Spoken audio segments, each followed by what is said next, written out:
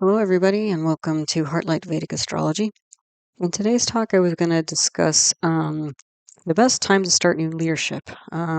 So this is from a Vedic astrology or Jyotish perspective, so ancient Indian astrology that's more than 5,000 years old. And so what I'm mostly discussing here is what we call auspicious timing or Muhurta in Sanskrit. Okay. So let's take a look. Just a few words about Muhurta first, if that's a new concept for you. Muhurta is also known as electional astrology. Okay. So what this means is choosing, looking at the transits of the planets and the stars in the sky and choosing an auspicious time to begin a new activity. Okay. So what this essentially does is it helps us align with, the stars, planets, nature, sky. Okay, you can think about it that way. Um, so, how much good does this do? Well, it depends. Okay. So in Vedic astrology, everybody has free will. We're all allowed to exert our free will. But there's certain kinds of karma, okay, associated with Jyotish. So I do have a types of karma video if you want to get deep into it. But essentially, there's drid karma, and then there's adrid karma. So drid karma means fixed karma. So that might be a situation where in somebody's birth chart, we see several indications or correlations or confluence, we might say, that like some aspect of that a part of somebody's life, area of somebody's life is going to go in a certain direction. And when we see multiple indications of that, then that's called fixed karma, drid karma, and it's like very likely, if not, you know, for sure thing. Now, there are other areas of somebody's chart where it's kind of like, well, it could be this, it could be that. You're kind of getting mixed messages, from the chart. And in that situation, that would be called udrid karma, so not fixed karma, meaning that because it could go either way, the chart is showing it could go either way, there is more room to exert one's free will in terms of which direction things go. Okay. And so when we are actually doing something like, purposely choosing an auspicious time, through Vedic astrology, we're exerting our free will, and that's another kind of karma called agama karma. Okay. Now, agama karma is intention setting.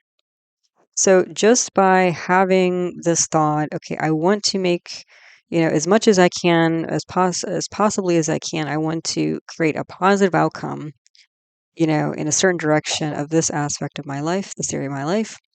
That just even having that thought and, consulting with an astrologer or with an astrologer, what have you, all of those actions and intentions, that's another kind of karma. You're building more karma just by you setting an intention of where you would like things to go, even if it doesn't end up that way. Okay. So, to the extent that we can exert free will in our own lives, so again, mostly in adrid karma situations, and even drid karma. I mean, it depends on your perspective. Especially for people who believe in multiple lives. They might have a long picture view of like, well, if I, try my best to clean up the karma, then maybe in 2 or 3 lifetimes, I'll eventually create the result that I want. Okay. So for some people, that's just way too far out there. Okay. So, and much too long of a time to wait. Okay. And not worth the effort. Okay. I guess some people would think. But again, to the extent that we can exert our free will, then Muhurta, choosing an auspicious date to support a potential outcome with a new activity, is possible. Okay. So I do have a playlist on Muhurta. I have several videos already, like sun changing signs or Samkranti, Venus and Jupiter, Kambas, Shukru, Guru, Asta, eclipses, Grahan, Muhurta, and also the best time to wear new clothes. So, this is on, part of the growing list. Okay. And then also, as I go through this talk, wherever you see a double asterisk, if you're not familiar with my videos, that means I have a teaching video on that topic if you'd like to learn more.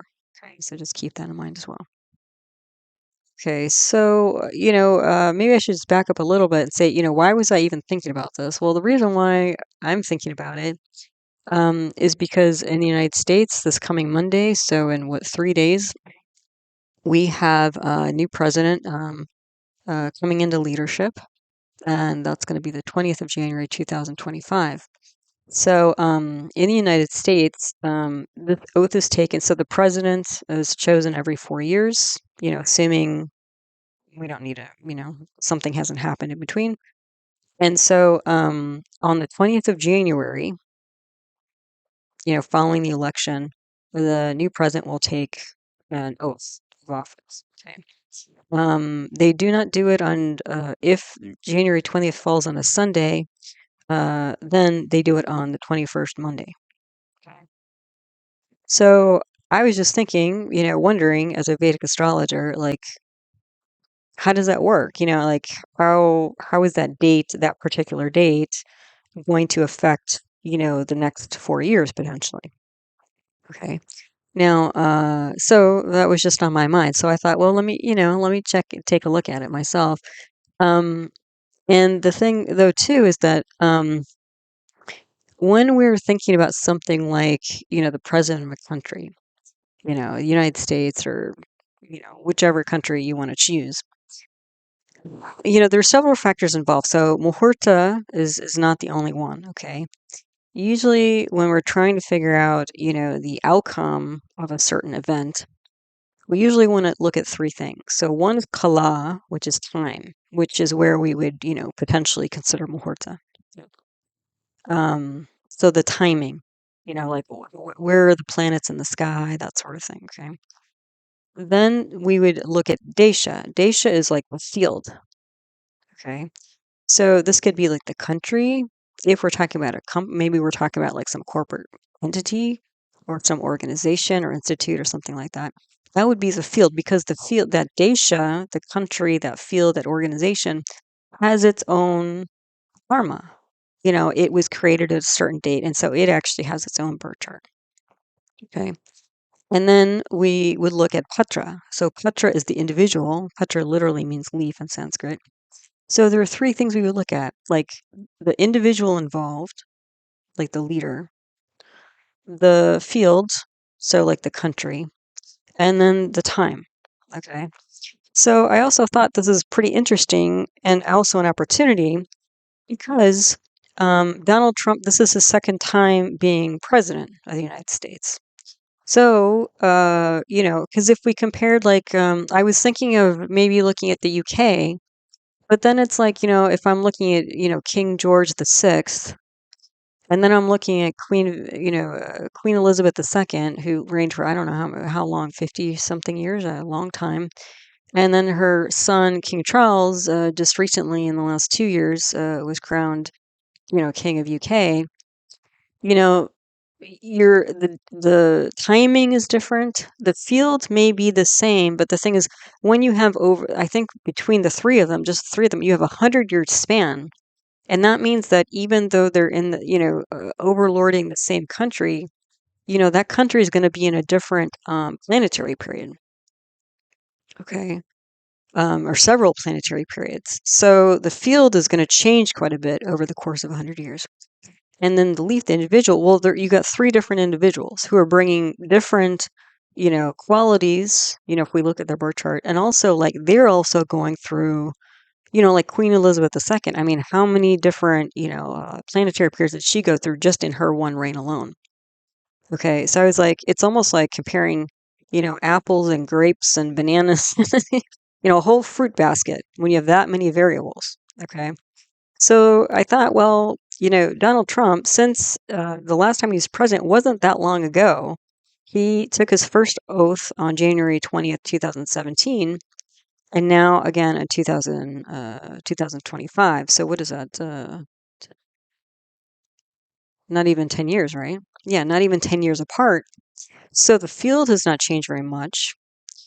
And he's the same individual. I mean, he's going through different planetary periods, which we will discuss a little bit. Okay. But essentially, like, you're isolating more and more just through his two presidencies or the 2 days in which he will be taking the oath of office for president. You're isolating the time or, the muhurta to see how much that has an effect. Okay. So that's more of like comparing like an apple with another apple. Like maybe you're comparing a Granny Smith apple with a Golden Delicious apple. But, again, we're narrowing down the variables by having a shorter comparison time for the Desha country, United States. We have the same individual, although he's, going through slightly different period.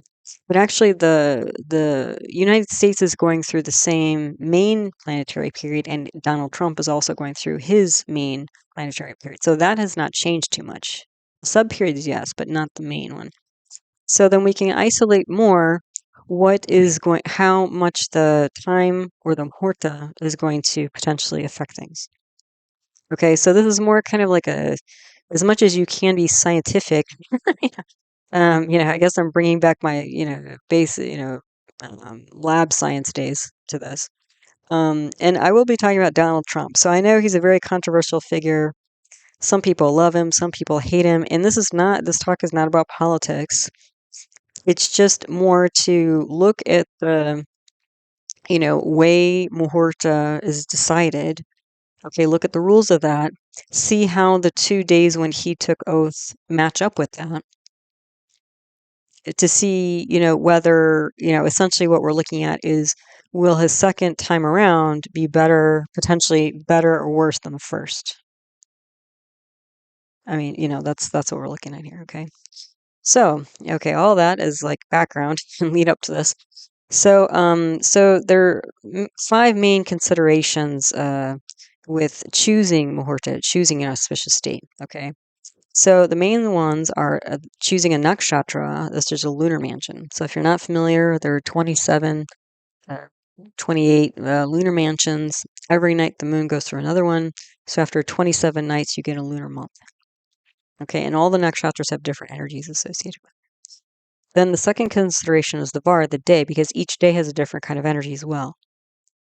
Then there's yoga or planet, or it's not yoga is in terms of birth chart, because in the birth chart we have yogas, which are like different planetary combinations. When we talk about yogas with Muhurta, we're talking about, the nakshatra and the day and the tithi and the karana. They're all kinds of yogas, okay? I will not be getting deep into yogas in this talk, okay? It was already a huge topic. Even to think about this, I was actually thinking about maybe doing Biden as well, but this is already so long. I was like, okay, this isn't. So I won't be getting into yogas here. So that may color part of my study. I wouldn't call this a full analysis. I would call it a study. Okay. And then just to see what we see. Okay. And then we have the tithi, which is the moon phase, and the karana, which is a half moon phase. Okay. So when we're choosing the muhurta auspicious date for any event, whether it's in this specific situation, I'm talking about starting a new leadership position. But you can choose muhurta, auspicious days for any event, like getting married or buying a house or buying a car or whatever. Okay. The 5 main ones always are nakshatra, lunar mansion / lunar mansion, vaar or day, yogas, tithi or moon phase, and karna half moon phase. Okay. There are a few other considerations as well that are big ones. So when you do something like you step into some big office, and it doesn't have to be president of a country or like king of a country or empress or whatever, it could be maybe like CEO, some big organization. I think that would qualify. Okay, so you could use this information for that sort of thing as well. But generally speaking, you do not want to start such an endeavor when Venus or Jupiter are combust, meaning that they're so close to the sun you can't see them. The sun essentially eclipses them, because these are the 2 great benefics. And when you're going to be running a big organization or country, you really want these 2 guys on your side and very present, because if they're combust, you won't see the outward external effects of them, like you don't see them in the sky.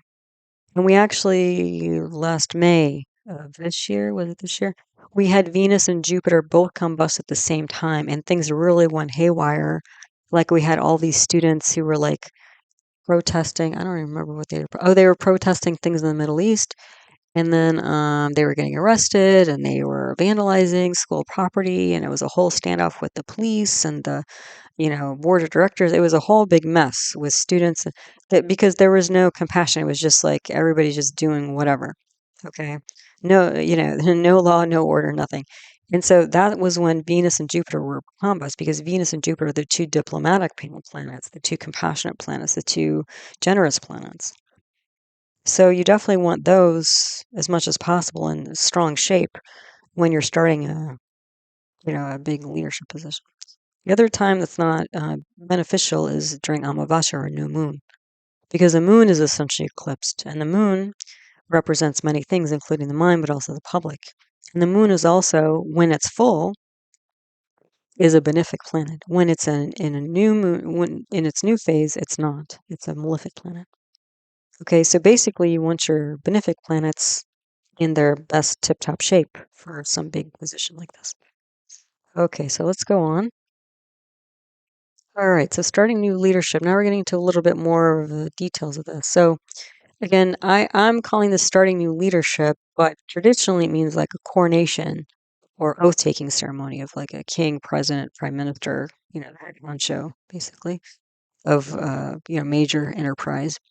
So again, when you're looking for an auspicious day, if the United States was not beholden at this time to the January 20th date, and I don't know how that was decided long ago, but if they had a Vedic astrologer on board, then this is what the Vedic astrologer would be looking for. Okay, so the sun in Uttarayana. Sun in Uttarayana means that the sun is in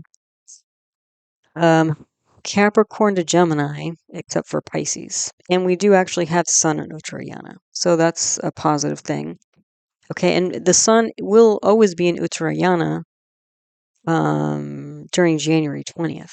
So that's a plus side for the United States. Okay, other countries, when they have other times of the year, if the sun is in like Cancer to Sagittarius potentially, or in Pisces, then they won't have that because that's considered a more benefic time for the sun. And the sun is important because the sun literally means king. It's one of the two leadership planets. Like Sun and Mars are the two leadership planets. They're the fiery planets. So, okay. So you want your sun in a strong position through its annual transit. Then after that, ideally, you have Jupiter, Venus, or Mars in the rising sign or the lugna. Now, Jupiter and Venus, we've been talking about those are the two great benefics. Mars is again the leadership planet, and Mars is, whereas Sun is more the king, Mars is more the like CEO or commander in chief. So this is like more of a hands-on, in the trenches leadership position as opposed to the Sun, which it can be more of a figurehead. Okay. And again, you want both strong Sun and Mars, even if they're not in the rising sign. Okay, because you want the two leadership planets to be strong. You want the Lugnatia for the native. So this is when we're looking at the person. You want the Lugnatia to be strong, and that's the ruling planet for the chart of the person who's stepping in a leadership position. You want the Lugnatia for the Muhurta chart to be strong, because the Lugnatia for either the native or the Muhurta chart, that sets a tone for the rest of the chart. Okay, so that's important. You also want the Dasha Lord and the Sublord to be strong. Okay, for both the native and the Muhurta. So when we say strong, what does that mean? That means that these planets, whether it's the ruling planet for the native, or the ruling planet for the Muhurta chart, or the Dasha Lord, or the Bhakti Lord, that's a sub-period Lord, Sun, Mars, Jupiter, Venus, all the planets we've been talking about, you want them strong through exaltation, through being swa, meaning in their own sign, through being in a friend sign, okay, through being strong in the Navamsha, that's the D9, that's a subdivisional chart, through the Shadvarga, which is a analysis of 6 different charts for the native or the Muhurta, or the ashtarkavarga, okay, which is a whole system of um, uh, basically figuring out, assigning points to the relative positions of the planets and the sun and the moon and the lugna and all sort of thing. So it's a whole thing, which I'll talk about a little bit, okay, through this analysis. Okay, so things you want to avoid on the other side, you don't want Sun in Pisces. You don't want Sun in Cancer through Sagittarius, typically, although uh, it can depend. Sometimes Sun can be in Sagittarius, so I should probably change that. Because like this year, Uttarayana uh, was in Sagittarius, actually. You want to avoid Tuesday because Tuesday is ruled by Mars. Okay. So you want a strong Mars, but you don't necessarily want to start on Mars, Tuesday or Mars Day, because Mars is the most violent planet. It's like the most erratic planet. It's like the fighting, rebellious planet. Maybe if you're like an insurrectionist or a coup leader, maybe that's what you want. But the thing is that even if you start that way, you're going to have that energy running through the rest of your reign. Okay. So fighting and violence and rebelliousness is going to be part of the vibe, through the duration of the new administration. Okay, for better or worse. Okay, nighttime. I don't know why nighttime, but nighttime. Maybe because the sun is not available at that time. And again, the sun, that's what's interesting too, is like when I was looking at the UK, coronation oath for both Queen Elizabeth and King Charles, um, they do it around noon. So there is this like, I don't know if, their family was emperor of, India for a while. So I wondered if, like, is this just like an intuitive thing? It might be, because again, we're talking about two different cultures here, or three different cultures potentially. But the United States also, like, the oath taking is done at noon. So it's just, sun at high noon. That's like the sun's zenith position, So I thought that was interesting that happens in quite a few cultures, So yeah, anyway, although you could be more, I guess, intellectual about it and say, oh, their presidency starts at, midnight on whatever, Wednesday the 3rd or something like that. Okay, so, and then Rikta tithis, which are, Rikta means empty. So these tithis, there are 15 tithis or moon phases from full moon to new moon and then new moon to full moon. And so tithis 4, 9, and 14 are considered empty. So they don't produce much or good results. And so those are to be avoided.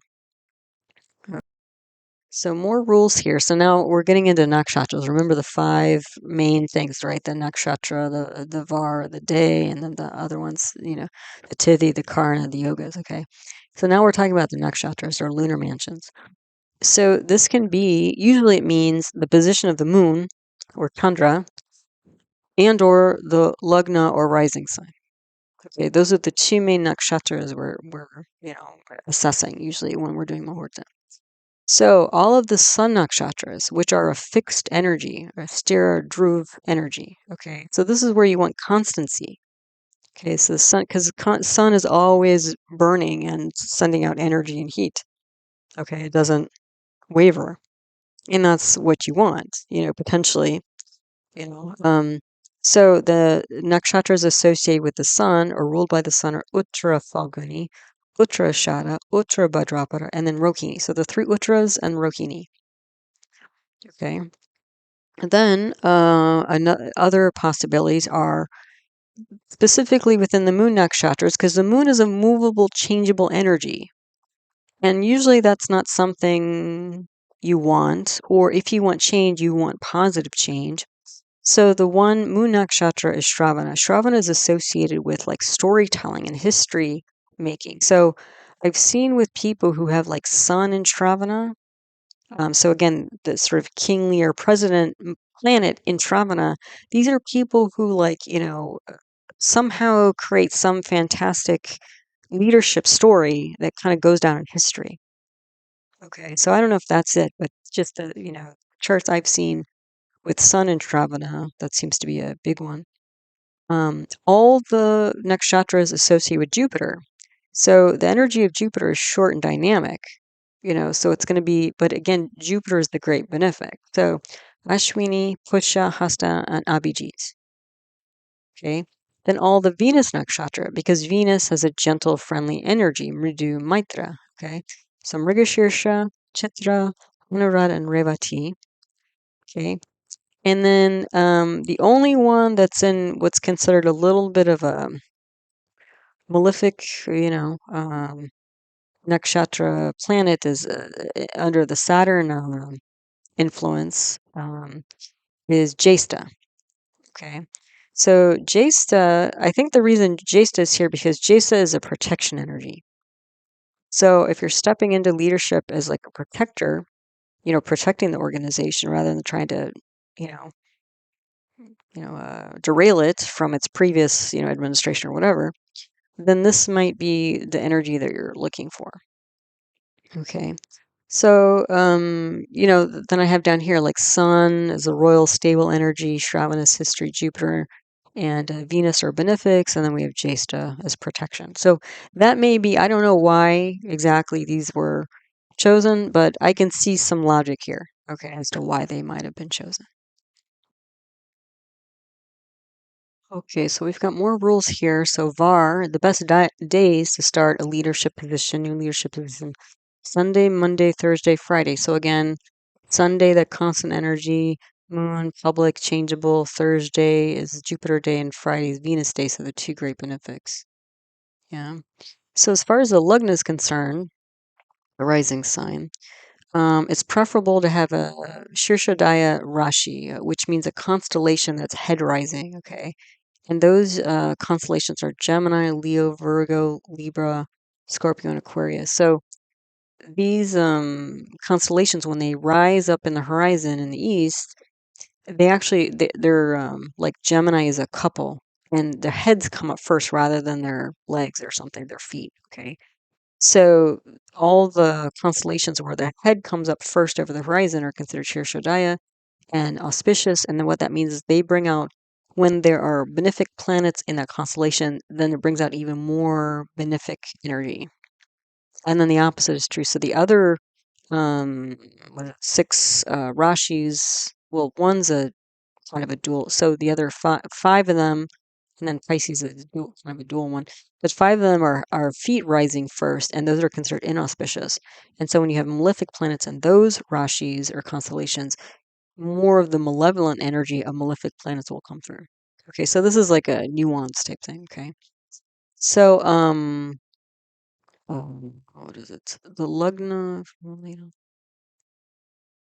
Okay, so the next part is you want the lugna, which is 3, 6, 10, or 11 houses away from the native's moon or the native's lugna. Okay, so this is where you're kind of matching the energy, balancing the energy of the Muhurta chart with the native chart. Okay. Then what we have is we want benefics in the Kendra, so 1, 4, 7, 10, because these are the core energy of anybody's chart or moment in time. Okay. It's also okay to have the benefics and trichonas, which are the like 1, 5, 9, because those are the, um, punyasthanas. They're the houses of good karma. Okay. And it's stated that you can also have benefics in 2, 3, or 11. Okay. These are considered auspicious. Now, I also read that malefics in 3, 6, or 11, and you'll see there's some contradiction here with 3 and 11, is considered auspicious. And I put a couple of question marks here. I'm not exactly sure why. This isn't like my, again, uh, I don't know. I'm not sure that I would use this, but I've read it. So I just put it here with some question marks. Okay. Then yogas. Again, there are various yogas when you're looking at Muhurta. So different yogas between nakshatra and tithi and karana and vaar, and there's a whole bunch of them. I won't get into that in this talk, but they exist. So they can also add, positive energy or negative energy.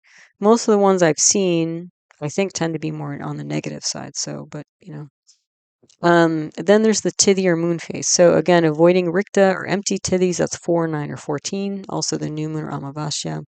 Karna is a half moon phase. Now the big one to avoid is Bhadra, which is also known as Vishti. Okay, and that pops up a bunch of different times during a lunar month. There are a few others to avoid, usually around the new or the full moon. So if you're avoiding the new moon, you'll, miss most of these anyway. But yeah, it's mostly Bhadra Vishti you want to avoid with the Karna. And then as far as the person who's becoming the leader, you want to make sure that you're choosing a moon and star. So like a moon and nakshatra that's beneficial for the leader. Okay. And that depends on their rising sign nakshatra. Okay, so we all, depending on which, we've all been born in different nakshatras, and depending on which nakshatra or lunar mansion you were born in, your rising sign, you will have certain other nakshatras which are beneficial for you and not so beneficial for you. So you just want to make sure that that is done properly. So again, you're kind of getting at the making sure that the Muhurta chart and the native chart are, you know, uh, synergistic, I guess. Yeah, I guess you could put it that way. Let's see. Okay, and then a few other specific things related to new leadership Muhurta. So the position of benefics and malefics can indicate specific things. So when you have malefics in the lugna, this can indicate disease in the leader. Like maybe they get so sick they pass, or they are incapacitated or something like that. Malefics in second or 12th house, this can indicate a financial crisis comes about. When malefics are in the 4th or 7th house, this can be a loss of authority. Like maybe they're, ousted from their position. They don't get to finish their term or something like that. Malefics in the 8th house, this might be trouble to, well, it says son here. That's literally what I read, but it could be children or descendants. Malefics in the 10th house, this leader is lethargic, so maybe not the most productive. Okay. Then the moon in 6, 8, or 12th house is generally not good for longevity of a leader. Benefics in the Kendra, we already mentioned this, will give better results. Okay. So I think, let's see, yes, so those were the rules. So now let's take the rules and we'll apply them to the January 20th, 2025, and the January 20th, 2017 oath of office for US President that Donald Trump has and will take. Okay. So essentially what we're starting off with here, by looking at these two dates of January 20th, 2025 and then 2017 are the two Muhurta dates. They were not chosen through an astrologer, but they were chosen by somebody. And so we're just going to see, based on these rules, is one of them more obviously positive or negative to indicate how much, that might potentially influence the next 4 years of the presidency. Okay. So here we are. And this is set for noon, Washington, D.C. Okay, so this is 2025. So this coming Monday. Yeah, so the day's Monday, so that's positive, right? That's one of the ones, right? Sunday, Monday, Thursday, Friday are the best. I did put on here the Hora or Our Lord. The reason why is that when we do Muhurta, if we can't find a good day, because sometimes we're limited with the amount of time, like somebody wants a date in 1 week or a month, and you only have 2 or 3 good days, and maybe the day's not the best or whatever. So if you can't get a good day, then as a secondary option, you look for a good Our Lord. And so the Our Lord this time is Sun. So both of those are good. The Lugna Rashi is Aries. Okay. And let's see. Then we have the Lugna Nakshatra. The Lugna Nakshatra is Bharani. This is not one of the auspicious nakshatras. Okay, this is a pretty strong nakshatra here. It's symbolized by a womb. This is associated with cycles of birth and death. So which side of these are going to be, are you going to be on if this is the starting point of your reign. So this is considered inauspicious. And you'll see as we go through, things that were inauspicious, I put in red. Things that were beneficial, I put in green. And things that were kind of neutral, I put in this like light blue color. And then I think I have like a little bit of orange, which is like slightly negative, and I have a light green, which is slightly positive. Okay. So basically, if you're following along, the more red you see, the potentially worse it's going to go. The more green you see, the potentially better things are going to go. Okay. So the moon nakshatra is in Chitra. That was actually a beneficial one. So that's good. That's in green. The moon phase is Tithi 7. That's a positive one. Karna Vishti. This is like one of the few you want to avoid. So this is, we're sort of half and half so far. Okay. And then we have the leader here. The reason why I put Donald Trump's info here is because, again, this is for the matching of his chart as far as as much as we do it with the Muhurta chart. Okay. So Donald Trump is a Leo rising, and he was born into Maga nakshatra. Maga is symbolized by a throne. So that's probably why he keeps, applying for the position. And his moon is in Jesta, so that protection energy. Okay. So because he was born in Maga, some of these like other nakshatras are going to be better or worse for him just because of the nakshatra he was born into. Right? So, okay. So then let's go through this other stuff. So Sun in Uttarayana, Capricorn through Gemini, except Pisces. Yes. So Sun is in Capricorn at this moment. Jupiter, Venus, or Mars in the rising or Lagna. No, he does not have any of these.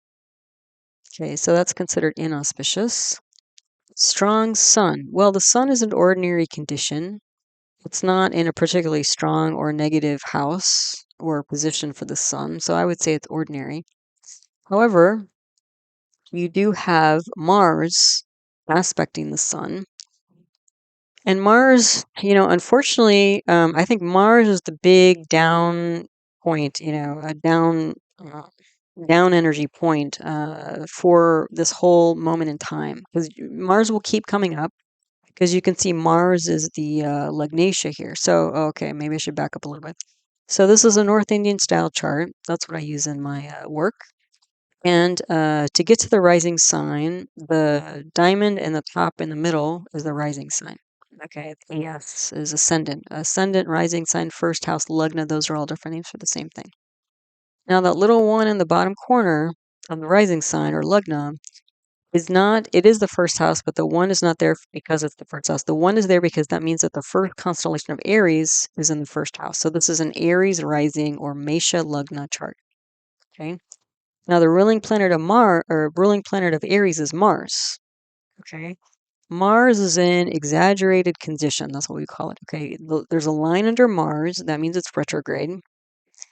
Mars is in the last degree of Cancer. That makes it Sunday. Just because it's so close, when you get a planet in the first or last degree of any sign, that makes it unstable because you're switching elements. Like this Mars is going from Cancer back into Gemini, so it's going from a water sign to an air sign. The other thing is that Mars is debilitated in Cancer. So we've got two unstable points with Mars, which is the ruling planet for the chart, and it's exaggerated because it's retrograde. So this is a funky, wild and woolly Mars that you can't really predict. And again, remember from all the rules I talked about, you really want a strong Mars and a strong Sun because those are two leadership planets. So this is a big down point for this moment in time. For whoever. I mean, Donald Trump happens to be coming up to the plate, but, whoever. I mean, because somebody was going to be showing up to this event, probably, right? So, whoever. I mean, this is just whoever showed up, regardless of Donald Trump or whoever showed up. This is not a great moment in time for whoever, won the election or whatever. Okay. So strong Sun. Sun is by itself is ordinary. It's not exaggerated like Mars is, but it's got this wild and woolly Mars aspecting it. So that I think is going to bring down Sun. The other thing is you have Jupiter aspecting Sun. So Jupiter's the great benefic. It's also retrograde. It's in Rohini, which is a nice, pleasant, very attractive nakshatra. So you have you have kind of two extreme planets, two very different, conversing energies on Sun, which will make the Sun a bit erratic, frankly, because you have two very strong different energies on it. And the strong Mars, well, it's really unstable because it's debilitated in Sunday. Okay. So I would say both the Sun and Mars much more so than the Sun, are unstable, destabilized. I'm not too worried about Sun because, as we'll see, planets that Donald Trump is running are, are pretty good, and that's part of why he's in the position that he's in. Okay. So then let's see, the Lugnatia for the native was strong. So Donald Trump is a Leo rising. Leo is ruled by the sun. And so is the sun strong? Well, we just talked about the sun is ordinary, but you've got this mixed energy of Mars and Jupiter on the sun. So it's going to make, depending on which planets you run, it can go one way and then completely opposite depending on which, planet you're running. Okay. Then the Lugnatia for Muhurta is strong. So the Lugnatia is this, debilitated retrograde Mars. So I would say there's not a strong Lugnatia for the Muhurta chart.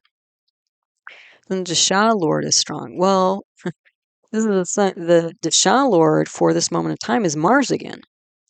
So we're picking up even more of this like unstable Martian energy. Okay? But the sub period is Jupiter. So you get this very mixed energy here. Like you have this mixed Mars and Jupiter on the sun a couple times already. You get, the planets that are active and influential are very contrasting. Remember, day and night, day is better. So this is happening during the day, exactly noon, so that's good. Tirsha Daya Rashi, no, Aries is not one of these, so that does not bring extra auspicious energy. Lugna 3, 6, 10, or 11 from the natal moon or natal lugna. No, actually, Aries is. We'll look at Donald Trump's chart, but basically Aries is 6 houses away from Donald Trump's moon, which is inauspicious positioning. So that's in red. Then benefics and the Kendras, no, we only have malefics here, Mars and Sun. Those are the 4 houses in the middle. The trichonas, well, we do have Mercury in the 9th house. So that may give a little bit. I mean, Mercury's not super strong there, but it's okay. And then any benefics in the 2nd and the 11th. Well, Jupiter, yeah, I would say Jupiter for sure, because Jupiter is unobstructed by any malefics. It's retrograde. It's in Rohini. I'd say this Jupiter's pretty good here. Okay, and it's aspecting the 10th house. So you'll see as we go through this, we'll keep looking at the first house, which is the overall, overarching energy for a chart. And then the 10th house, which is daily activities, authority, but also like fame, reputation. Okay, we'll keep looking at that. So I would say Jupiter for sure is good. Now we do have Venus in the 11th house, which seems great. It's a benefic. It's the other great benefic. However, you can see that Venus and Saturn are almost within a degree of each other. So literally, Saturn and Venus, like currently, just now, I think recently, and a few hours ago, Venus and Saturn are in planetary war because they're in the same degree. So that means both planets will be destabilized and the houses that they own will be destabilized. And the thing is, it's not until the morning, just a few hours before this oath taking ceremony, that Venus will pass Saturn. Okay, but if you've seen any of my talks, I always take this planetary war energy at least 3 days before and after it actually happens. Because it's not like it's totally over. It's usually better, once you've gotten away from it, like once you're on the flip side or the downward side of the war. But, this is not all pretty what's going on here. So Venus is in the 11th house, but it's under the influence of this massive Saturn, which is in its own sign because it's in Aquarius and Saturn rules Aquarius. They're both in planetary war. The other thing is both of these planets are in a nakshatra called Purva, which is symbolized by a funeral pyre, which is very destructive and chaotic and smoke and ashes and flames and all this, okay? So yes, there is technically a benefic and probably good that there's some benefic energy in the 11th house, but not nearly as strong. Venus is definitely afflicted by this massive Saturn and being in a, pretty hardcore nakshatra. Okay. Um, and then this malefics in 3, 6, or 11, again, I have question marks. We do have malefics in 6 and 11. So whether that's auspicious or not, I don't know. Then let's see, the Chandra Tara leader. Okay, so moon. AC, Moon and Barney. Oh, okay. So for Donald Trump, because of him being born into Maga, Bharani, which is the Lagna Nakshatra, is not the greatest. It's not the worst, but it's not the greatest. So it's in the sort of orange color. Okay. Then the Lagna, let's see, his Lagna. Oh, wait. Let me go back. Sorry. I didn't put enough notes here for me to follow my own thoughts here. So, sorry, for the moon position, the moon nakshatra, Bharani is not great for Donald Trump based on his moon position. His lugna, it's much worse for Chitra. Okay. So even though Chitra, we talked about, is potentially a benefic nakshatra for choosing an oath-taking ceremony date, for Donald Trump specifically, it is not. Okay, so that's why, like, on one side you see Chitra in green, on the other side you see Chitra in red. Okay, so it's just a matter of when he was born, the person stepping into this position. Okay, so now that list of malefics in different houses. So there's malefics in the fourth house, loss of authority. That may happen during the next 4 years for him. In the sixth house, yes. Oh, I gotta go back and do that. Then the 10th house, yeah, there's a malefic there. Sun is, so, leader's lethargic. And then we have, let's see, malefics in the 11th house and the 12th house as well. So the 12th house one will be financial crisis. So I'll have to go back and fill in this, correct this line here. So hold on a second. Hold on before I get too far and forget. Hold on a second. Okay, so I was just checking out. I just wrote here where the malefics were, but they're not always associated with specific indications for the leader that's stepping up. So my notes are actually okay. So then we have Moon in the sixth house. So not good for longevity of the leader, you know. And we don't have any benefics in the Kendra, which is an auspicious. So you can see most of this, except for Jupiter and a few other things, you can see most of this is red here. Like the Lugnacious Sunday debilitated Mars. I think that's a big one. And the thing is, you have the Lugna is aspected by a Swa Saturn that's in planetary war, and Saturn is debilitated Aries. I mean, this Lugna is not highly desirable, I think, by any stretch of the imagination, especially with Bharani. I mean, Saturn, is a planet that represents death and chronic disease and that sort of thing. It's in a really strong nakshatra of Purva, that funeral pyre, cremation energy. Mars is Sunday and debilitated. And those are the energies primarily influencing the Lugna here. And then you have the Bharani, right? The womb cycles of life and death. I mean, that's just like intense, dramatic, violent, you know, uh, that's the kind of energy, we're looking at here potentially. So, yeah. So anyway, so again, a few of these things, like um, like the Tara and the moon and this, a few of these things have to do with Donald Trump. But again, anybody stepping into this role this day would be up against this energy, which is not, I think, overall a very auspicious looking day for the oath taking. But there you have it. So I would say that this is not looking super great. Now, let's take a look at the oath in 2017 that he took a few years back to see how it compares. Okay, so let's take a look at that. I think that's next. No, it's not.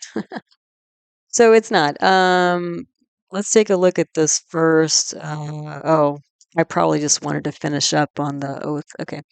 So, I think we'll get to the 2017 on the next slide, I think. So, there are so many slides, it's hard to keep track. So anyway, what we're looking at here, we're still looking at the present oath 2025. So again, 20th January 2025 noon this coming Monday, okay? what we're looking at here is the Navamsha D9 and the Dishamsha D10. So these are subcharts, subdivisional charts, Amsha charts. They're all different names of the same thing. So what I was looking at here was I was looking at the what is it? The Lugnatia Lord, so that Sunday debilitated Mars. And I was also looking at the Lord of the 10th house, which is Saturn, because in Aries constellation, Aries rising charts, the 10th house is ruled by Saturn because it's a Capricorn. Okay. So I'm looking at the strength of those two things because, as I mentioned, the Lugna and the 10th house are the two main things you're looking at in terms of the outcome for administration. Okay. I do also have here the Lugnatia of the chart of the D9. And then I do also have the Madhadasha. So this is the main period planet of Mars, which again is that Sunday debilitated planet. And then the Bhukti subperiod lord of Rahu. Okay. So let's just see. Okay. So the D9 lord is Venus because we have a Libra rising chart here. And I should mention Navamsha D9. This is for general strength. So we're looking at the general strength of the planet. So this is another way to see if planets that look strong or weak in the natal chart, are they also strong or weak here? Because it's almost like, again, that confluence energy. Okay. Or is there a contradiction? Like maybe they're actually stronger in the D9, in which case, on a deeper level, they're stronger than they look. Or maybe they're weaker here, in which case they're weaker than they look in the natal chart. Okay. The other thing is the D9 can represent relationships. Okay, so backing up. Okay, so now the D9 Lignatia. This is a Libra rising chart ruled by Venus. Venus is Swa, which is great. That's strong, but it's in a negative house. So we've got mixed, energy here for the D9. Okay. Now, what's not really great here, okay, is Mars is debilitated again. Mars is in Cancer again in the D9. So that brings that natal chart Mars down even more. And then Saturn is also debilitated here. So the 10th lord. So that Saturn, that's Swa in Aquarius in the 11th house, is debilitated here. This is not looking super hot. I mean, again, for anybody. Okay. So anybody, Donald Trump, whoever, somebody's going to step into this time. This is not a great time. A lot of conflict, a lot of weakness, a lot of confusion. Muscling your way through and not getting very far. Okay, now the Mahadasha period is Mars, so we're getting more of this Mars, Sunday debilitated energy twice over. So we keep picking up this Mars, which is, not great. And then the Bhukti Lord Rahu, Rahu is an ordinary condition. Okay, now I did look at the other Bhukti lords because on about a year after this, December 30th, 2025, it's going to go from Mars Rahu to Mars Jupiter. And then December 2026, we're going to go to Mars Saturn. And then January 15, 2028, we're going to Mars Mercury. Okay. So I was looking at these other ones to see if any of these much better, more helpful that are going to help this, because we're going to keep running this debilitated Mars Mahadasha planet. Are any of these other sub-periods going to be better? Because that might mean that there's going to be a little boost, because this is pretty hardcore. I mean, you saw this is, more red all over the place, like the the slide we just looked at. So Jupiter, Jupiter's retrograde. It's an enemy sign. And it's aspected by this debilitated Saturn. I don't think at least the Jupiter's in a positive house. So it's not going to be the worst. Then you're going to run Mars Saturn. So you're going to be running both of these debilitated planets simultaneously, but Saturn is in a positive house. The other thing is Saturn's going to aspect into Lugna where it's exalted. So debilitated, that's going to be an exaggerated Saturn. I would say for the most part, because Saturn, even with Saturn exalted, Saturn is what Saturn is, So I would still say this is more negative, on the negative side. And then Mercury, Mercury I think is pretty neutral. Mercury isn't really affected by any negative planets here. So that may be more neutral. But none of these like sub-periods, Rahu, Jupiter, Saturn, or Mercury, I think are going to really pull up too much the Mars, debilitated Mars period. But at least this debilitated Mars is in positive house. So it may be okay. Not super great.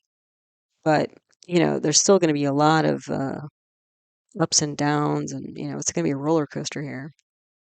Then on the next chart here, we have the Dashamsha D10 for career and reputation.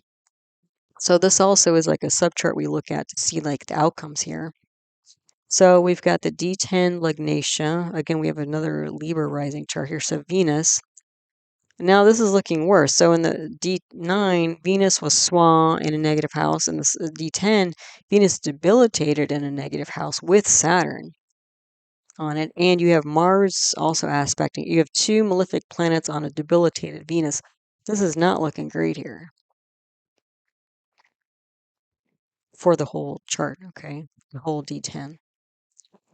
Then let's see the D1 Lugnatia, Mars. Okay, Mars at least is in a friend sign here, but it's in a negative house.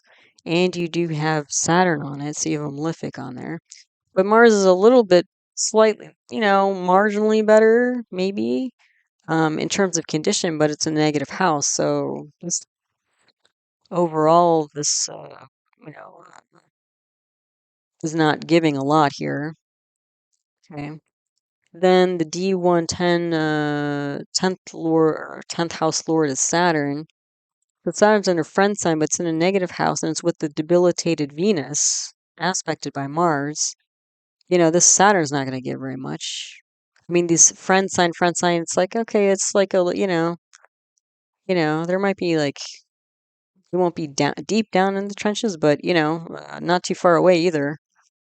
Then the Mahadasha main period is Mars. So again, we have this Mars, in a negative house, friend sign, but, I don't think that's going to do too much. And then the Bhukti Lord is Rahu, which is in ordinary condition. Okay, but at least Rahu's in a positive house. Okay.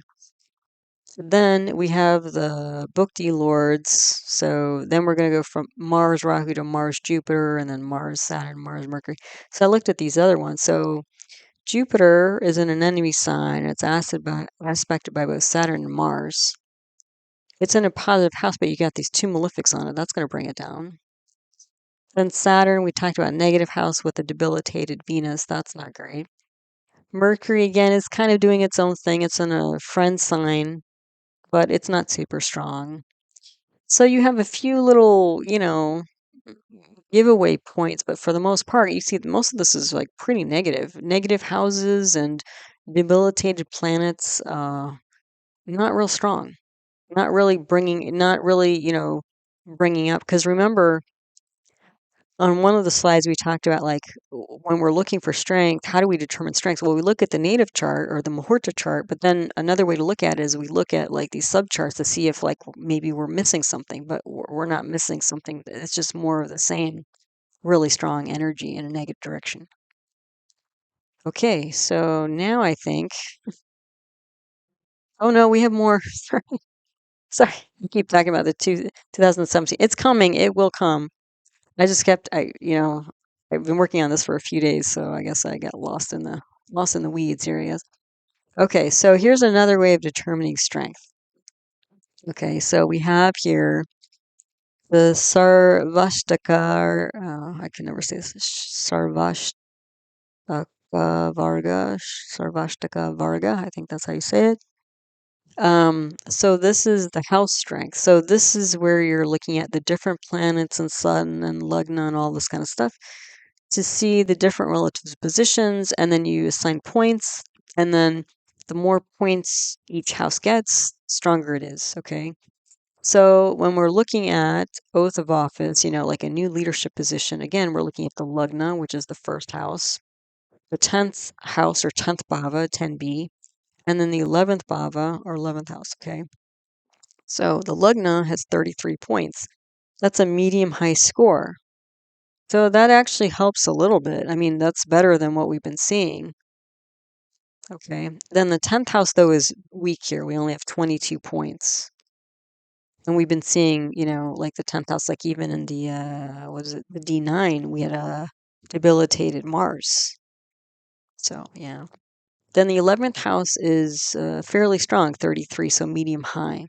The reason why the 11th house is important is because this is public support. Yeah. Okay. So then on the right side here, we have the Binashtakavarga. So what this does is it takes these points. So like the first house, when we look at stuff on the left, like the first house is 33 points. Then it breaks it down into which planets are contributing the most to that 33. Or if we look at the 10th house with 22 points, which planets are contributing the most to those 22 points, okay? So then, so we're looking at the Lugna and the 10th house, okay? So first we're looking at the D1 Lugnatia, which is Mars. So Mars gives 4 points to the Lugna and it gives 3 points to the 10th house. So those are both medium, which is better than what we've been seeing, right? Because Mars has been, pretty erratic and debilitated and all Sunday, all this kind of stuff. And then the D1 10th Lord is Saturn.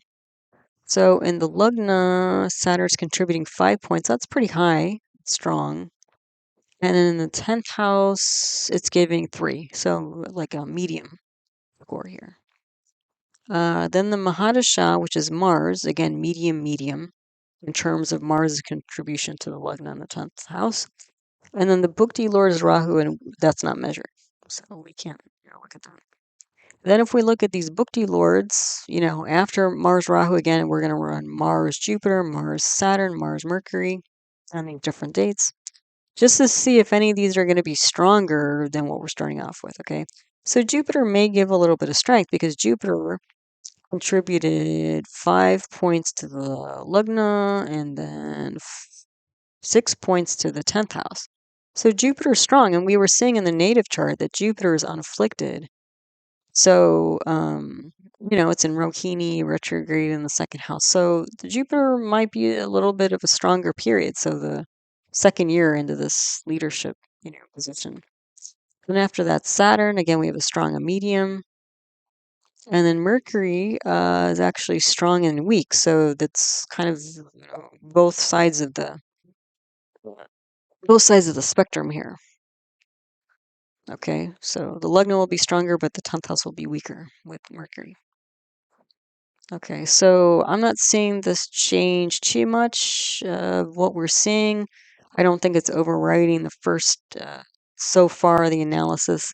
It may be, though, that there is again, a little bit of strength here, more than what we've been seeing, but not, I think, enough to override so much of the red because there were just so much, from what we've seen so far. I don't think this is, and most of these are mediums. It's not like strong across the board. Um, yeah. Okay. So now maybe 2017. Yay! Now 2017. Okay. So here we go. Okay. So now we're looking at the different day. This is the first time Donald Trump took the U.S. President oath in 2017, January 20th. Noon, Washington, D.C. Okay, so you can see already, okay, without even going into the details, you can see there's a lot more green, less red. Okay. Because again, I'm trying to like color code, these things here. What's also interesting is we have an Aries rising again, which is kind of nice because again, if we're trying to do this scientifically and to eliminate variables just to see, the the Muhurta, the timing of it, the kala of it, try to isolate that and see how much influence it has. It's kind of nice that we have another Aries rising like we did in 2025. But already, like I said, you can see there's a lot more benefic energy the first time around. Okay. Now we're going to go through the same thing. We're going to go through this chart. We're going to go through the D9 and the D10. And then we're going to go through the, shastra, I can't say how to pronounce it, but the Shastra Varga, and then the other one. And you'll see that this, again, the 2017 time in and of itself, not the time, and we're going to look at that later. We're going to look at like what these two dates were looking like for the United States and what these two dates were looking like for Trump, even though we're in the same country, right, Desha, and the same leader, individual. They're still running different planets to some degree, but already this is looking better the first time around. Okay, which again doesn't bode well. Whether you're a fan of his politics or not, we're just talking about like, um, is this going to be successful? Is he going to be able to play out the 4 years? Even that, on that level, is kind of what we're looking for. So again, okay, let's take a look. So the day, Friday, that's positive. Our Lord Jupiter, again, that's positive. Lagna Rashi Aries, it's the same as 2025. Lagna Nakshatra Bharani, same, which is not great for Donald Trump, but it's also not great, generally speaking, for a Muhurta choice. The moon nakshatra is in Swati. That's also not on the list of auspicious Muhurta dates. The tithi is 9. That's also not auspicious. Okay. The karana is 5, so that at least is okay. And then let's take a look at the right side here. So Sun is in Uttarayana again? Yes. Jupiter, Venus, Mars in the rising Lagna? No, that's the same. Strong Sun. Sun is in the same position in Capricorn.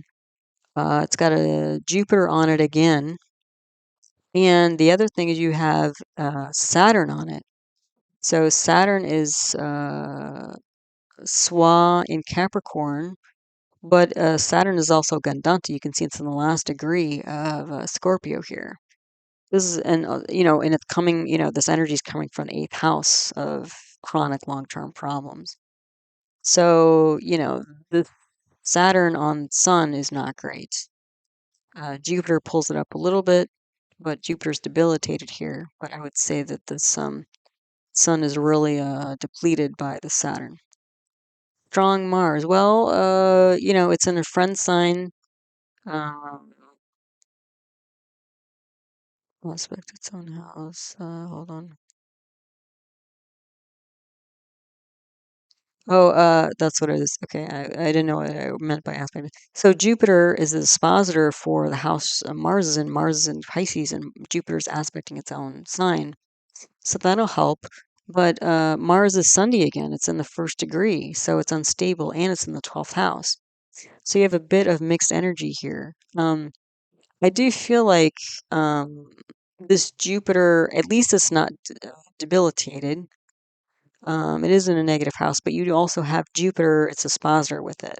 So it did seem like kind of a mixed bag with Mars, but again, not as strong as you would like it to be, or it could be. So the Lugnatia for the native, again, is strong. This is a Sun, it's ordinary, and then you've got this Mars or Jupiter and Saturn on it.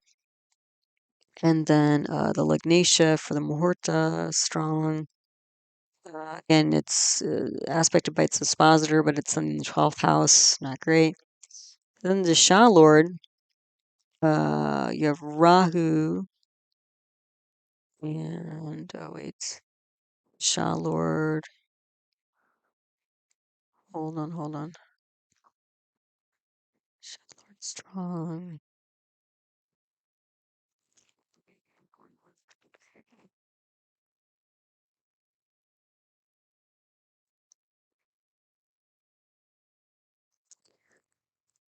I have to check on that. I don't remember if the Shah Lord is Rahu or not. Shah Lord might be Rahu, in which case Rahu um is not particularly strong. Oh, because it has that's why, because you have this Gandanta Saturn aspecting it, that's why. This is happening in the day, so that's positive. It's not a Shirsha Rashi, so that's the same as 2025.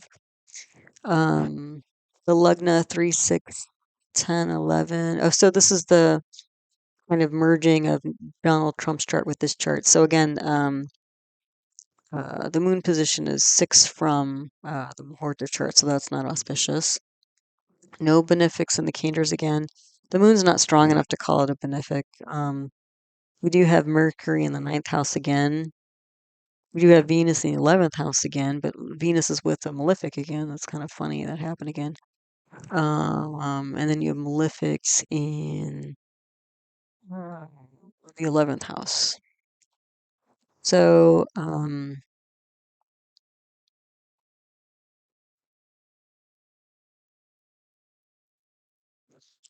okay, so the Chandra or Tara for the leader, Donald Trump. The moon position again is not great. The Barney nakshatra is not great. Swati is actually okay for uh, Donald Trump, so that's okay for him. Although I don't like Swati generally because Swati has a lot of like nervous energy to it. Malefics, you don't have malefics in the 4th house, 6th house, 10th house you do again. So again, there's like this lethargic energy potentially. And then the 12th house has malefics, so there could be a financial crisis. Moon in the 6th house, you don't have that this time. So again, you have that problem potentially in the 2025 oath-taking day. And then no benefics in the Kendra, so that's an auspicious. So again, the Lugnacious is Sunday, Mars. And what's interesting is Mars in Purva Bhadrapada. Like now we have Saturn aspecting the Lugna, and Saturn's in Purva Bhadrapada. Now in this chart, we have Mars in Purva Bhadrapada in the 12th house. So there's going to be some losses here. But the thing is, the Lugna is aspected by a fairly bright moon. So at least there's some energy here.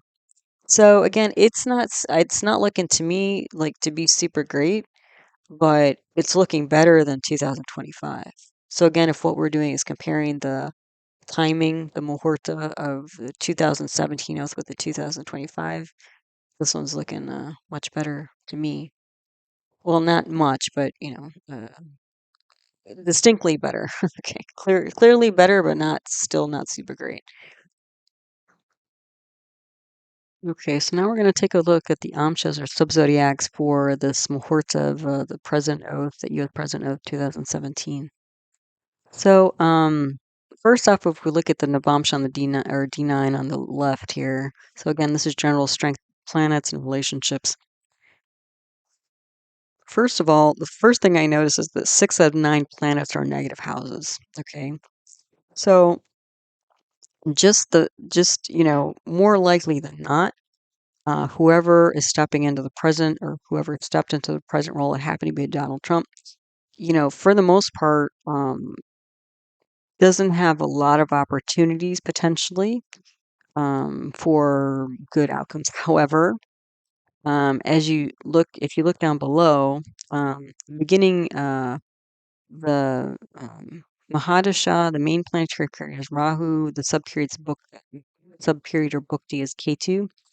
However, very quickly after the oath, about a month after the oath, February 18th, 2017, Venus was run.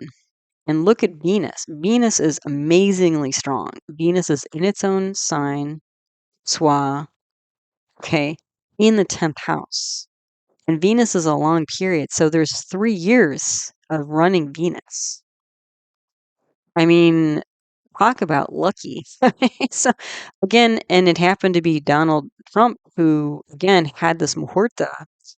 This is, this D9 Venus sub period here.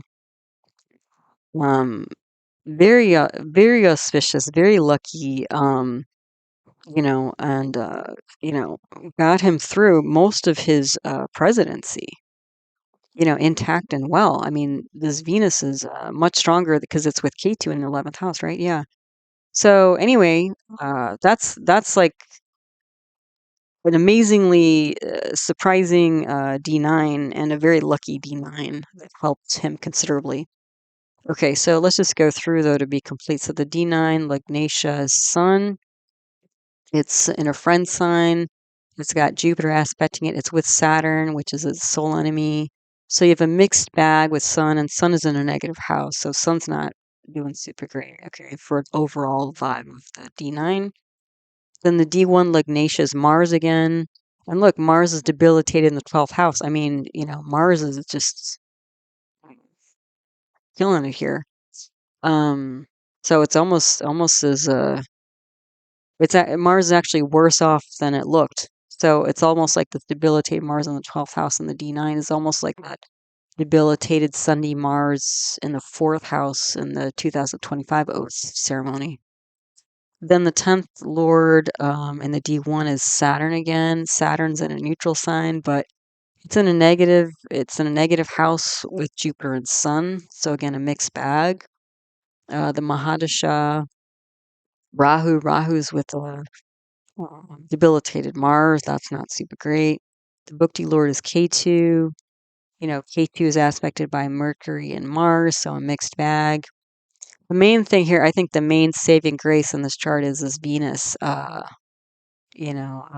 Venus does have Saturn aspecting it, but it's strong. It's in a positive house. It's in the 10th house. And it's a long book day, 3 years. I mean, that's great. Then after Venus, the last year, the Sun, we were going to run the Sun period. So again, Sun's clearly not as strong as Venus in this D9. Yeah, so that's super lucky. Then if we look at the Dashamsha here, the D10 for career and reputation, the Lugnatia is Mercury. Mercury is also in a negative house, and it's with a debilitated Saturn. I mean, that's not great. Then the Lugnatia again from the D1 is Mars. Mars is in its own house, so that's Swa, there's strength there. But it's in a negative house. It's with two malefics, and it's Karkavavanasha. So it's an exaggerated Mars again, Again, Mars represents activity and leadership and violence, and the third house represents like neighbors and siblings and that sort of thing. So, yeah, then the D1, 10th Lord is Saturn. Saturn's debilitated in the 8th house. I mean, that's about as negative as you get. Then the Mahadasha, Rahu, is in a negative house. It's dispositor is strong because Mars is in its own sign, but then it's there with Mars and Sun. This is like almost like an exaggerated leadership, type energy here. The Bhukti is K2. K2's in a positive house. It is debilitated, and its dispositor, Venus, is also debilitated. And it's got two malefics on it. So at least K2's in a positive house, but it's not going to give a whole lot of great stuff. Then the Bhukti Lord here, Venus, now as opposed to the D9 where Venus is Swan, now Venus is debilitated. So that's not super great, but it is in a positive house. It's also in a Shubh Sankhya Yoga with the moon, two negative, two positive. So the moon's position will bring it up a bit. Then the Bhukti Lord after that is Sun, and Sun we've been talking about. It's a negative house with two malefics on it. Sun's like not going to give a lot of great stuff. And kind of similarly, like you have 6 out of 9 planets in negative houses. So yeah, I mean, so it's not a lot of opportunity here, but the fact that Venus is debilitated, you know, uh, Venus is not going to give nearly as much in the D10 as it is in the D9 here. So, yeah. Okay, so let's take a look at these. Again, the U.S. President oath. This is 2017 again. The Sarvashtaka so house strength, and the Vinashtaka for planet support of the Lugna in the 10th house. Just to see if it's giving anything new or different. You can see it's mostly neutral though, so nothing really earth shattering here, but we'll just go through it. So the Lugna on the left, you have the Lagna has 31 points. That's a medium strength. The 10th house is 29. The 11th has 29. Still medium strength, nothing too extraordinarily, but nothing really bringing it down either. And then on the right, the D1 Lugnaceous Mars. It gives medium strength to both the Lugna and the 10th house. The D1 10th Lord is Saturn. It's medium for the Lugna, and it does give more strength to the 10th house. Then the Mahadasha and Bhukti Lords Rahu and Ketu, we don't have measurements for that, so we don't know. Then the Bhukti Lord's Venus is medium for both the Lugna and the 10th house, and the Sun is actually a little bit stronger for the 10th house. So there may be a little bit more strength in the 10th house than, because the 10th, the Dashamsha D10, which was not as strong, right? Because that Venus was debilitated in the Lugna versus Venus being swung in the 10th house in the D9. So, again, these are nuances here. But yeah, overall, I'm seeing a lot more strength in the Muhurta, just the timing, the kala of the oath ceremony in the year 2017 and 2025. Now we're going to look at United States as the desha, the field, and then we'll take a look at Donald Trump. Okay. Yeah. Okay, so here's the desha, here's the field. So this is the U.S. national chart. We have a Scorpio rising chart here in Jesta. So the time of this is July 4th, 1776, 17:10 p.m. Philadelphia, PA, United States. And so the Dasha period, so mostly what I was looking at, I'm not going to go into the whole United States chart. I was just looking at the Dasha period and then also the transits. So on January 20, 2025, the Dasha period for the United States was Rahu Mercury. And you can see both of those planets are in the ninth house of authority, government. And again, Rahu is in a Shlesha. Rahu, it's kind of funny. Rahu is the head of the snake, and it's in Shlesha, which is a nakshatra symbolized by a snake. There's going to be a lot of attention to, brought to the ninth house here of authority and government. And then we have Mercury here, which is in Puja. So there might be some like supportive supportive ideas, supportive thoughts, supportive speech, potentially writing. Okay. And then let's see, Saturn. Okay, so this is the thing too, is that we have Saturn in the 11th house. Saturn is aspecting the Lugna here. Okay. And Saturn is also aspecting Lugnatia. So the Saturn, and I believe the Saturn's in Chitra. So Chitra is symbolized by a gemstone. So there's a lot of structuring energy. Okay. But what's interesting is that in all the charts so far, we kept getting Saturn, a mix of Saturnian and Mars energy. And again, you have Mars, which is Sunday. I mean, how many times can Mars be Sunday? I mean, there keeps being this instability. And then this mix of Saturn Mars energy. So I thought that was interesting that kept coming through. Mars is in the nakshatra of Mrigashirsha, which is a seeking, searching energy. So again, the beginning days of the United States, quite a bit of instability, especially when you have 5 planets and negative houses, and 4 of them, there's a Pravaraja yoga, life focus yoga of the 8th house. And then in there, I think you have three of these planets, Jupiter, Venus, Mercury. I think all of those are combust. And Jupiter and Venus are pretty close to a planetary war here. I mean, there's a lot going on in deep psychology for the United States, yeah.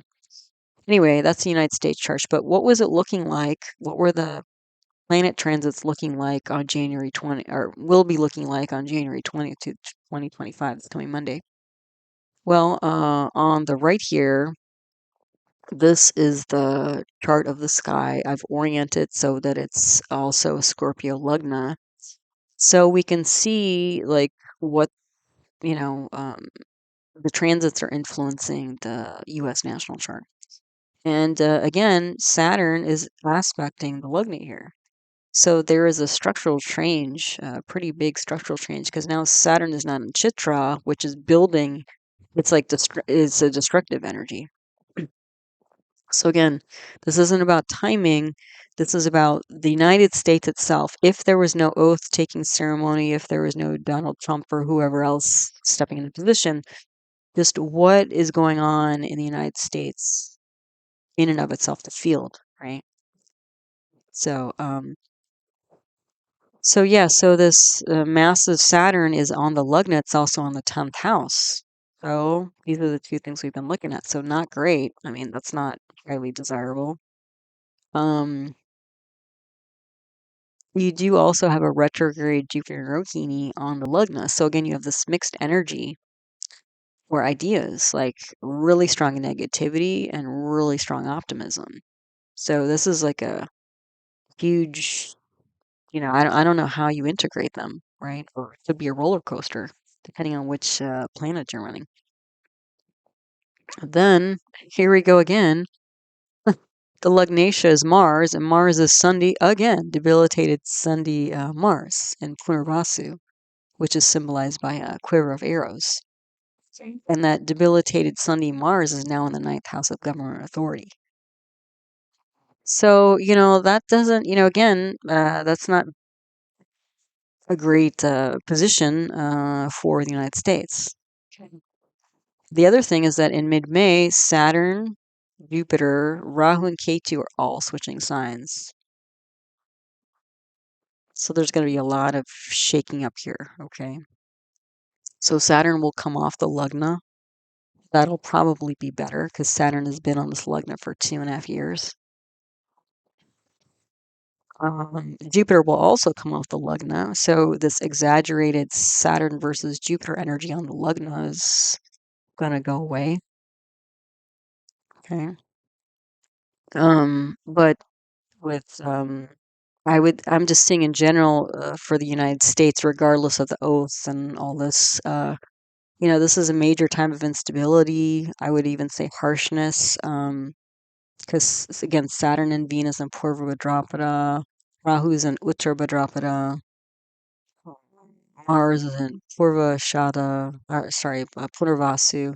These are very like pointed, sharp, not easy. The only kind of easy breezy one here is Jupiter. So at least that's there. But I would see, especially with the Saturn, aspecting the Lugna, destruction, instability, and then again, this Sundi debilitated Mars on the 9th house is not great either.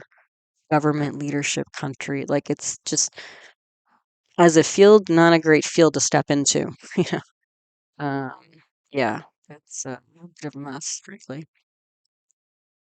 Then if we look at United States, the transits for 2017, look again. Like we have Saturn, we have a Gandanta Saturn in the Lugna now. Let's see. Saturn is on. Oh, it's in Parivartana. There's an exchange of houses between Saturn and Mars. So you have two malefics in the Lugna. That's not great, but Saturn is super unstable. Mars, and look at this. Mars is Sunday again. I mean, how many? It's like every single time Mars is unstable. Mars coming back to its own house in the Lugna will bring some strength here. So it's intense and there's instability, but there's also strength, which the 2025 transit chart did not have for the United States. Okay. But you can see Saturn is on the Lugna. It's on the Lugnatia. It's on the 10th house. It's also on the 10th Lord because the 10th house Lord is Sun. So that's massive. I mean, that's a big, big deal. Yeah. Um, yeah. Let's see. Parivarta. So, and there's actually two Parivarta. There's an exchange of houses between Saturn and Mars. And both of these, like Saturn's in Jesta, that's a really intense energy. Mars is in Purva Bhadrapada. So again, we're getting this Purva Bhadrapada. We keep getting this funeral pyre energy. I mean, that's not easy here. Then we have a parivartana between Mercury, which is in Mula. That's not an easy, that's a that's another death and destruction nakshatra with Jupiter, and Jupiter's in Chitra. So because Mercury and Jupiter are in parivartana exchange of houses, that means you have Mercury and Jupiter, which own the second house and the 11th house. The two, dana planets, wealth planets are together in both the second house and the 11th house. That means that finances are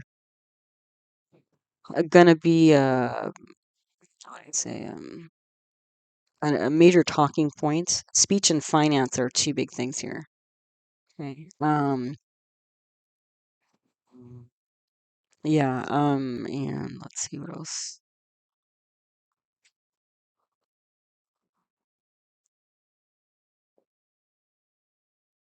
There can also be, like, I would say, loss of finance as well because Mercury's in Mula. So it's like a mixed bag of, like, again, a roller coaster, I would say, with finances and speech as well. Let's see. And again, this is just the United States chart. This isn't the timing, the Muhurta. This isn't Donald Trump. This is just United States. Let's see. Then the ninth lord is Moon. It's gone to a negative house, and the 10th lord have gone to negative houses. So again, authority, losses through authority, um, and administration. And let's see.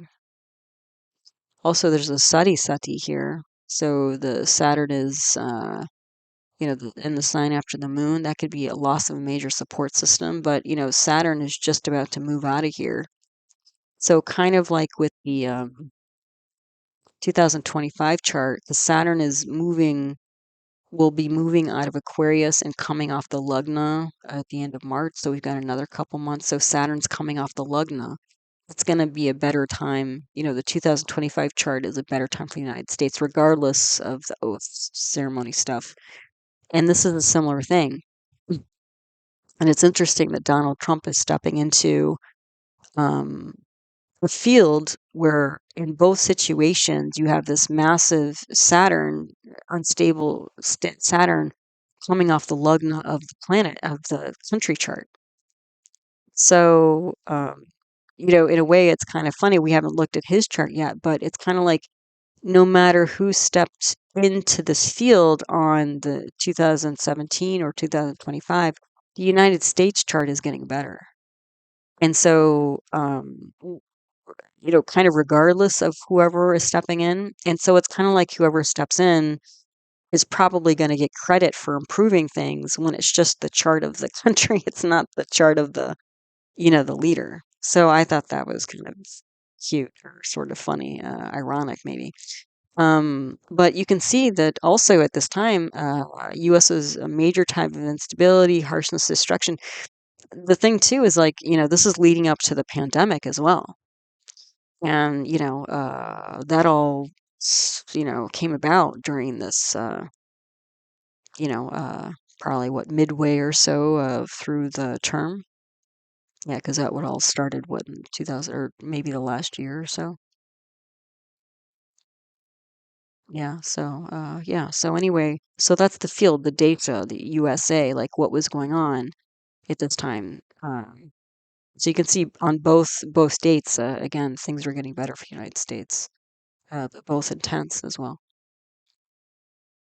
Okay, and so finally, we're going to look at the patra, or the seed or the leaf, okay, which is Donald Trump. And again, we're just comparing him to himself. So, and, again, this is regardless of whether you agree or not with his politics or way of dealing with things or anything else. So, we're just looking at the astrology here. So, this is his chart on the left. He was born June 14th, 1946, 10:54 a.m., Jamaica and New York, Jamaica, New York, in the United States. And so I'm not going to go deep into his chart. I think the main thing I wanted to point out here with this chart is up at the top. And if you saw my Shubha Kartri, Papa Kartri video, I included his chart because he has what we call a Shubha Kartri yoga. Okay. So he has benefic planets on both the second house from the Lagna and the 12th house from the Lagna. So Jupiter in the second house from the Lagna and Venus in the 12th house from the Lagna. These two benefic planets create a Shubha Kartri yoga. Kartri means scissors. So these two benefic planets will cut through problems for him.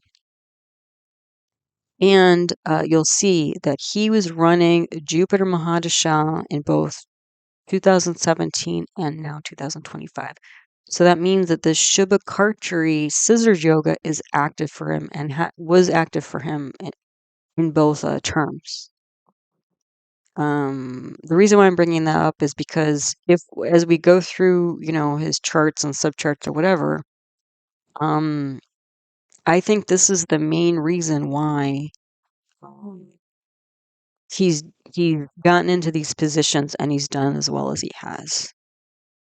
Because if you look at the rest of the stuff, it's not super like, I don't know, impressive, I would say. But this, I think, the Shibakartri is sort of the magic going on for him. So, yeah. So on 20th January 2025. So right now he's running Jupiter Venus. He's running both sides of this Shibakartri yoga, and he started running this right around the time of the election in November. So that helped him quite a bit. Jupiter is in Chitra. So again, that's building, architecture, finance, all that. And, the dispositor of the second house is the Swa Mercury in the 11th. So, the second house is oration. So he's a big speaker, right? He even had a TV show or TV shows and all this kind of stuff. But a big money guy. Yeah. And then Venus is in Punarvasu. So, traveling overseas and all this sort of thing, probably his hotels and stuff like that, and other ventures, business or whatever. Okay, so he'll be running Jupiter Venus until May 30th, 2027. So for about, what's that, 2 years, 2.5 years? And then he'll be running Jupiter Sun. Okay, so a Sun, so Jupiter being in a positive house, retrograde, it is aspected by a Sunday Saturn. Okay, and Sunday Saturn is with Venus. So Saturn is bringing this whole Shibakartra yoga down, but still, he's got a Shibakartra yoga, so it's going to do him a lot of good. Jupiter will give a lot more because it's in a positive position versus Venus, which is in the 12th house. Now, then he's going to switch to Jupiter Sun. Sun is also Sunday, so it's unstable that way. You can see it's also within a couple degrees of Rahu. There was literally a total lunar eclipse that happened on the day that he was born. So the sun and moon being on the Rahu Ketu axis actually brings instability to the chart. Okay. So Venus is not great as a subperiod, and Sun is not great either. And actually, Venus, the dispositor of the Sun is Venus here because Sun is in Taurus. So we're already kind of picking up some Sun energy, but we're going to get even more Sun energy, which may be more, frankly, it's hard to say. It might be a little more erratic than Venus. Maybe not. I don't know. Neither one's looking great, but at least Venus is involved in the Shivakartra yoga. Okay. So Mars is Gandanta. So this Mars, I mean, it's like consistently Mars is Sunday or Gandanta in like all these charts, which is kind of crazy. Mars is in Maga nakshatra. Maga is symbolized by a throne, and that's in the Lagna here. So leadership energy here. The Lugnatius is Sunday Sun. It's in Mrigashirsha. There's a searching, seeking energy with Sun.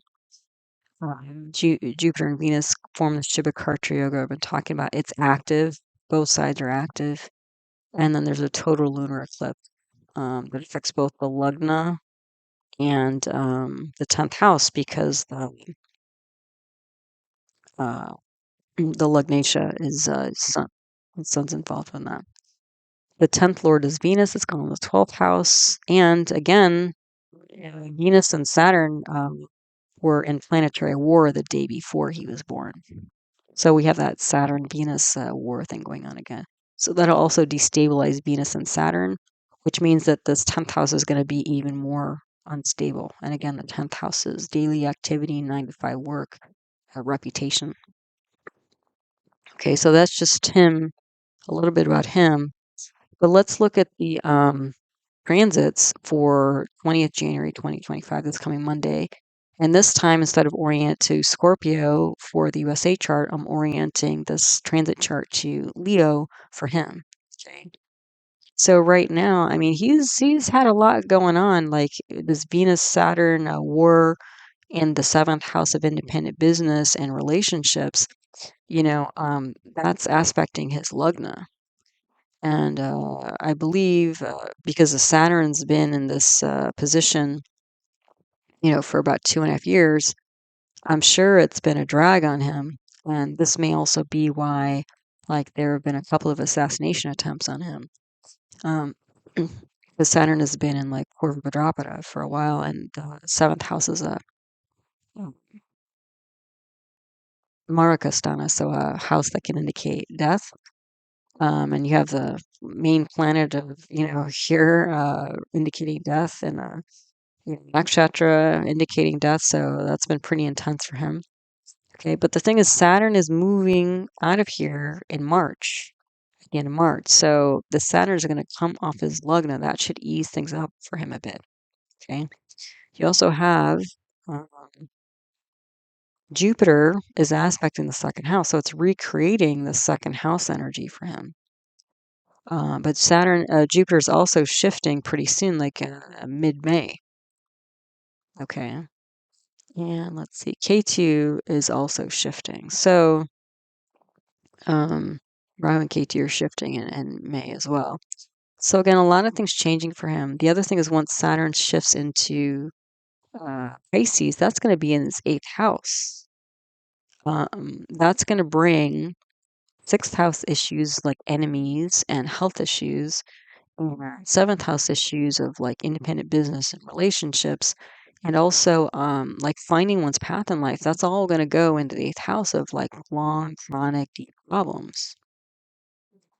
So he may look better, but I don't know if he's actually going to be feeling better.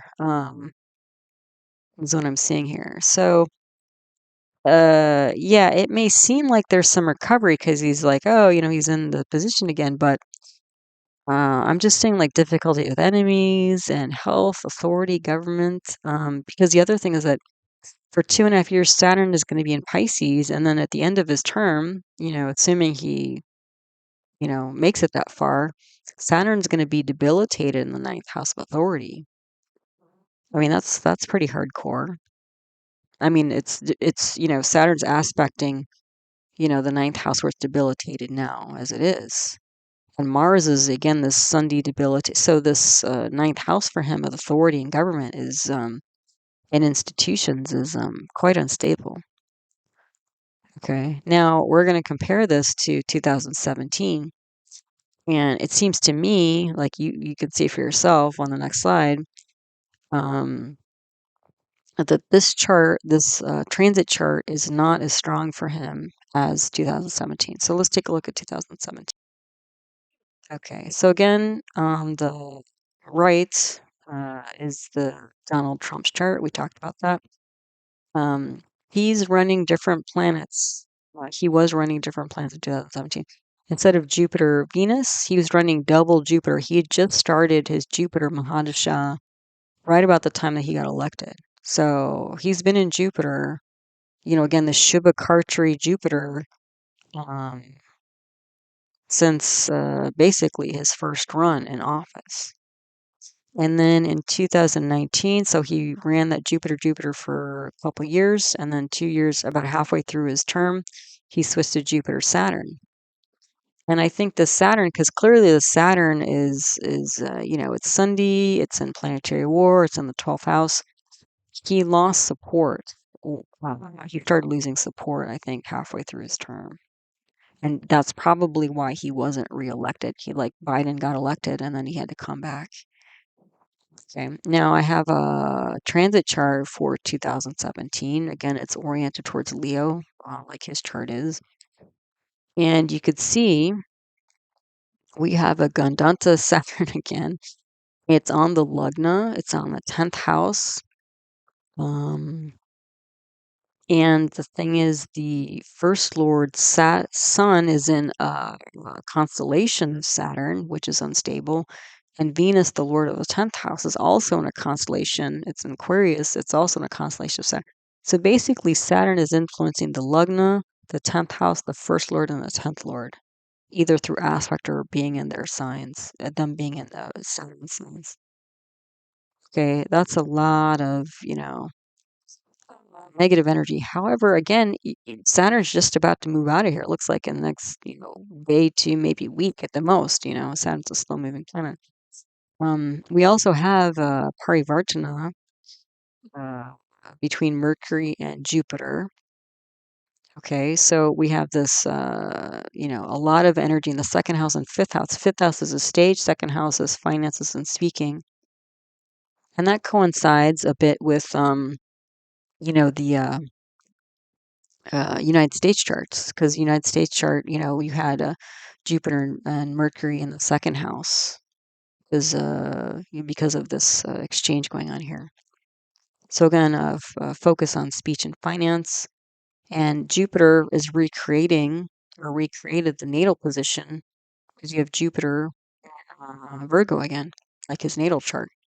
So that alone is going to bring some strength. And you can see once Saturn is moving on here, we will be breaking or ending the Sadhisati. So Sadhisati again is a major loss of a support system. Okay. So I think overall, this is a better personal period for him, with again emphasis on public speaking and finances, which is very much in alignment with the United States chart. And then just another slide here, I believe. So I just want to take a quick look at amsas for Donald Trump. And, again, just looking for any other strength or weakness or, that sort of thing. So I've got here 3 charts, the Navamsha D9, again, for general strength and relationships. Then in the middle, Dashamsha D10 for career and fame. And the last one here, Ekadamsha D11, income and social support. The reason why I included the Ekadamsha D11 is that's what we typically look at for elections, because the D11 is really important for support and awards and elections and things like that.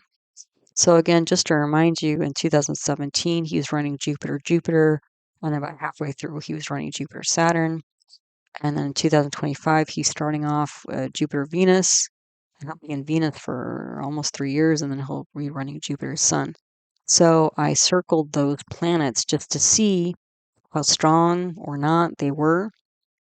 And you can see in the D9, Jupiter's not, his main Mahadasha is not in a positive house, and it's aspected by a malefic Mars from the 12th house. Then, so, that's not looking super great. And Saturn's in a positive house, but it's not super strong. And then Venus is with Saturn. It's not super strong. Venus is in an enemy sign in the second house, but at least it's a positive house. And then the Sun, also not super strong. Saturn's aspecting it. It's with a malefic, and but it's in a positive. So again, mediocre, I would say, the D9. Not showing a lot of strength for any of these planets, and Jupiter's in a negative house. Although Jupiter is in the third house, which can indicate change.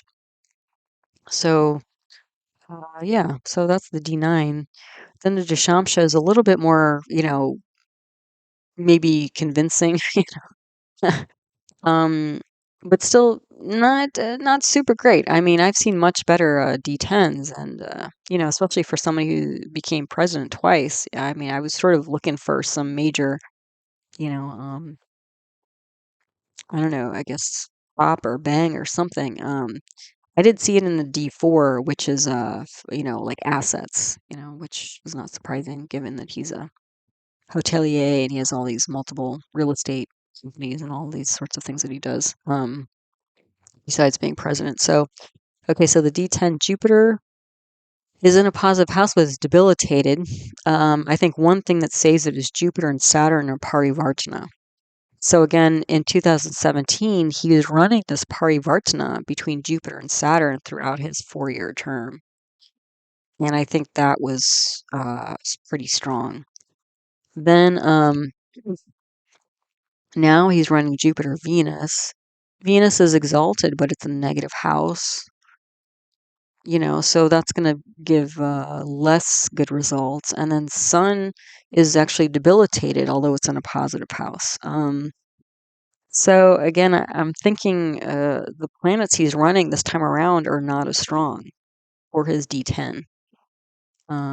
They're about the same. I mean, nothing, I think, super great or super bad either way in the D9, but the D10, I think 2017 period was better for him in terms of career and fame.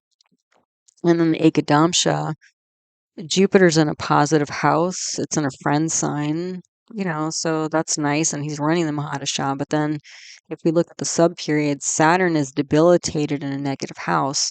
So again, I think that's why, like, towards the end of his term, he started losing support because we're talking social support, and that's why he didn't get reelected. And then this time around, Venus is with this debilitated Saturn in the third house. So I don't think Saturn's super strong. And then the sun is in a positive house, but look at all these malefics. You've got Rahu, Ketu, a new moon, Saturn, Mars. I mean, that's a whole lot of negative energy on the sun. Even though it's in a positive house, I mean, it's almost like, I don't know. So I don't think, the Venus Sun combination of subperiods is particularly strong and not as strong as the 2017 period. So again, it's just looking like overall, in terms of the Kala timing, in terms of the Desha, country, United States, and in terms of, Donald Trump, even though we're trying to, again, eliminate variables to isolate these things, it looked like all three were better for the 2017 period than 2025. Okay, so hope that was interesting for you. As always, thanks so much for stopping by, listening to one of my talks. All my teaching videos on the subject are my concepts playlist. They can be found there.